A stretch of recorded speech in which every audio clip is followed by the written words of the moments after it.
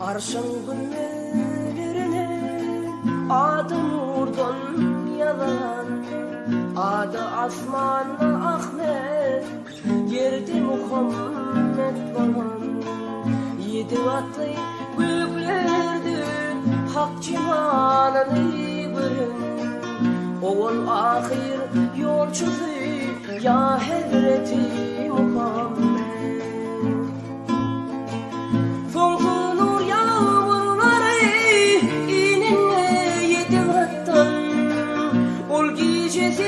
Dün gelen sonsuzluktan uzaktan melekler zerre uçtular haktan. Ol gecesin dün gelen ya Hazreti Muhammed. Güneşler ol gecenin nurunu secdedin, yıldızlar çağ içinde elimi secdedin. Bütün hamd-ı senalar büyük Allah yetinne. Ol gecesinden gelen ya Hazreti Muhammed.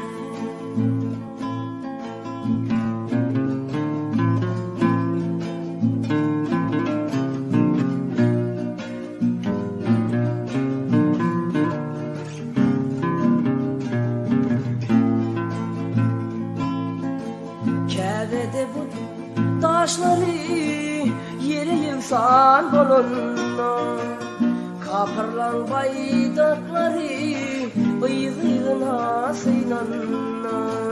Mün yıllık kapırladı evidilik sününde. Ol gecesinden gelen ya Hazreti Muhammed. Ol gece sana köri kudret bilin Kur'an'da, Kisra köşüklerinde sütünleri sorulunla. Yerden arşa elemler kudretuna koşanla. Ol gecesinden gelen ya Hazreti Muhammed. Senin doğum ak buluttan erilim, doğulanlar Allah'a secde emri verilim. Alnında elemlere rahmet nuru görülün, elemlerin yeyisi ya Hazreti Muhammed.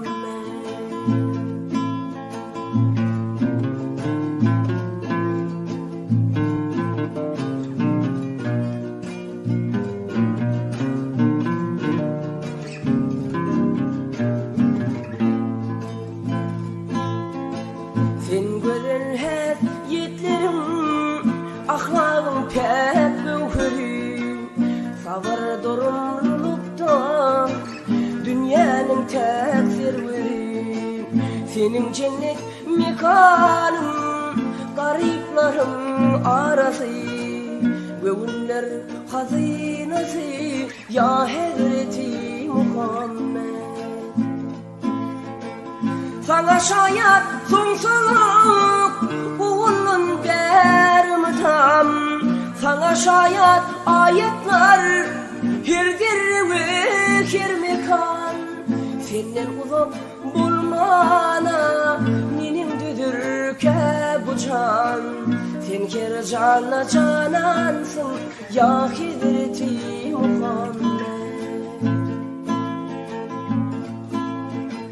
Mağraç gece vırvırdan açılanın gökleri, sana salam verirdi hirgatta peygamberler. Davaralı yağdayda durdu bütün melekler, Hak'a yalnız yürüdüm ya Hazreti Muhammed. Göğün gözü görmesen can gözünün Munno tova gelmedik, ahirda ne söylesin? Allah'ım bütün ımsali ımmatından eylesin. Günahlarım bağışlat ya Hazreti Muhammed. Allah'ım bütün ımsali ımmatından eylesin. Günahlarım bağışlat ya Hazreti Muhammed. Günahlarım bağışlat ya Hazreti Muhammed.